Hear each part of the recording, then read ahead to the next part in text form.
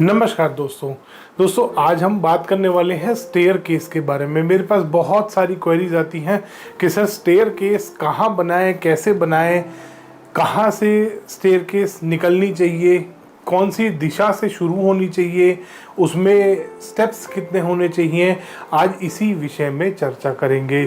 दोस्तों सबसे पहली चीज़ आती है स्टेयर केस की सही लोकेशन क्या है। तो इसमें सबसे पहली चीज़ आती है, जब भी घर में कोई निर्माण किया जाता है कोई नए घर का, तो उसमें ध्यान दिया जाता है कि स्टेयर्स जो होती हैं ये एनर्जी कैरियर होती हैं। और एनर्जी कैरियर है, एनर्जीज आती कहाँ से है, पॉजिटिव एनर्जी फ्लो होता है नॉर्थ और ईस्ट डायरेक्शन से। इसीलिए स्टेयर केस को हमेशा दक्षिण या पश्चिम दिशा में बनाया जाता है। सबसे अच्छी स्टेयरकेस मानी जाती है नैऋत्य कोण में, साउथ वेस्ट कॉर्नर में। अगर आपके घर में स्टेयरकेस आ रही है वो बेस्ट होती है। उत्तर और पूर्व दिशा में यानी कि नॉर्थ डायरेक्शन में और ईस्ट डायरेक्शन में कभी भी स्टेयरकेस नहीं आनी चाहिए। स्टेयरकेस भारी होती है और आपने सुना होगा कि उत्तर और पूर्व दिशा को हल्का और नीचा रखा जाता है, डाउन रखा जाता है, हल्का रखा जाता है। इसीलिए दक्षिण और पश्चिम यानी कि वेस्ट और साउथ डायरेक्शन में ही स्टेयरकेस बनाई जाती है। दक्षिण में, आग्नेय कोण में, नैऋत्य कोण में, पश्चिम दिशा में, वायव्य कोण में, इन सब जगहों पे आप स्टेयरकेस बना सकते हैं बड़े आराम से। दूसरी चीज़ आपको ध्यान करनी है कि कभी भी ब्रह्म स्थान के एरिए में, ब्रह्म स्थान के आसपास स्टेयरकेस नहीं आनी चाहिए। चाहे वो ब्रह्म स्थान के एरिया में आ रही हो, चाहे मर्म स्थान के एरिया में आ रही हो, स्टेयरकेस इन पॉइंट्स पे नहीं आनी चाहिए। ब्रह्म स्थान पे स्टेयरकेस सबसे ज़्यादा हानिकारक होती है दोस्तों। सबसे नेगेटिव अगर स्टेयरकेस कहीं है वो ब्रह्म स्थान और ईशान कोण, ये सबसे ज़्यादा नेगेटिव होता है। चाहे क्लॉकवाइज हो चाहे एंटी क्लॉकवाइज, इन दिशाओं में, उत्तर में, पूर्व में और ब्रह्म स्थान में कभी नहीं आनी चाहिए स्टेयरकेस किसी भी तरह की। दूसरी चीज अब बात आती है स्टेयरकेस होनी कैसी चाहिए। दोस्तों स्टेयरकेस हमेशा आपको क्लॉकवाइज बनानी है। बहुत बार वास्तु कंसल्टेंट कह देते हैं कि स्टेयरकेस उत्तर दिशा में अगर बना रहे हो या पूर्व दिशा में बना रहे हो या ईशान कोण में बना रहे हो तो एंटी क्लॉकवाइज बना लो। दोस्तों एंटी क्लॉकवाइज स्टेयरकेस कभी भी वास्तुशास्त्र में रिकमेंड नहीं करी गई। मानसार ग्रंथ में क्लियरली लिखा है स्टेयरकेस हमेशा क्लॉकवाइज होनी चाहिए। चैप्टर 7 के श्लोक नंबर 88 में ये बात लिखी हुई है। मानसार ग्रंथ में पार्ट 4 जो है उसका, उसमें क्लियरली लिखा है, उसमें लिखा हुआ है कि स्टेयरकेस कभी भी आपकी एंटी क्लॉकवाइज नहीं बननी चाहिए। अब बात आती है कि स्टेप्स काउंट कैसे करते हैं। दोस्तों स्टेयरकेस में दो चीज होती है, एक होता है स्टेप जिसको ट्रेड बोलते हैं, एक होता है राइजर। स्टेप और ट्रेड जो जिसको बोलते हैं वो होता है जिसके ऊपर आप पैर रखते हैं। राइजर होता है जो सामने खड़ी टक्कर होती है।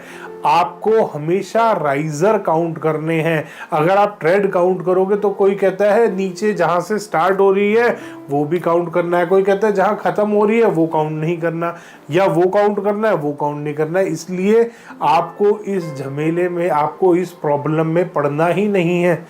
आपको सीधे सीधे खड़ी टक्कर काउंट करनी है। खड़ी टक्कर हमेशा आपकी ऑड नंबर आनी चाहिए। ऑड नंबर में ही स्टेयरकेस होनी चाहिए हमेशा, और क्लॉकवाइज होनी चाहिए। ये दो बातों का आपको हमेशा ध्यान रखना है। अब इसके बाद आता है दोस्तों स्टेयरकेस अगर आपकी किसी भी गलत दिशा में बन गई है, उत्तर दिशा में बन गई है, पूर्व दिशा में बन गई है, ईशान कोण में आ गई है या ब्रह्म स्थान में आ गई है, इसका मतलब आपकी स्टेयरकेस गलत है। गलत है तो आपको उसकी प्रॉपर रेमेडी करनी पड़ेगी। रेमेडी में आप सिंपल कैम्फर का कपूर जो पूजा में भी इस्तेमाल करते हैं और बहुत सारे घर के कामों में इस्तेमाल की जाती है, उसको इस्तेमाल कर सकते हैं अपने स्टेयरकेस में। वो ऑरा को हल्का करने में, ऑरा को लाइट करने में बहुत हेल्प करता है। बहुत बार वास्तु कंसल्टेंट आपको रिकमेंड कर देते हैं कि कोई टॉर्टॉइज लगा लो। दोस्तों, टॉर्टॉइज वास्तु की रेमेडी नहीं है।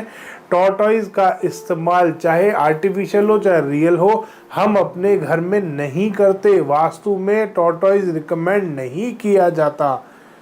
इसीलिए जो वास्तु शास्त्री, जो वास्तु कंसल्टेंट रिकमेंड कर रहे हैं टॉर्टॉइज वास्तु शास्त्र के नाम पर, वो गलत है। और स्टेयरकेस में कभी भी आपको टॉर्टॉइज नहीं लगाना कि ये अपनी कमर पे स्टेयरकेस को उठा लेगा, ये ऐसे कर लेगा, वैसे कर लेगा। नेवर। ये कोई रेमेडी नहीं है। इससे कोई पॉजिटिविटी नहीं आ रही है, इससे उसका ऑरा लाइट नहीं हो रहा, इससे उसकी नेगेटिविटी को आप रिमूव नहीं कर रहे हैं, इसकी उसकी एनर्जीज को आप खत्म नहीं कर रहे हैं। इसके बाद दूसरा आता है, बहुत बार लोग स्प्रिंग का इस्तेमाल, एक स्प्रिंग टाइप की रेमेडी होती है, कहते हैं स्टेयरकेस के नीचे स्प्रिंग लगा देंगे हम। एंटी क्लॉकवाइज स्टेयरकेस बन गई है उत्तर दिशा में, हम क्लॉकवाइज स्प्रिंग लगा देंगे नीचे, या वो ट्रायंगुलर सा एक डिवाइस यूज कर रहे हैं। नई नई वास्तु की रेमेडीज ला रहे हैं। इन सब का कोई फायदा नहीं होता, क्योंकि वहां पे उस दिशा में अगर आप धातु लगाते हैं, कॉपर, ब्रास, इस तरीके की कोई भी चीज लगाते हैं, वो नेगेटिव होती है। वो डायरेक्शन की एनर्जीज को डिस्टर्ब करती है।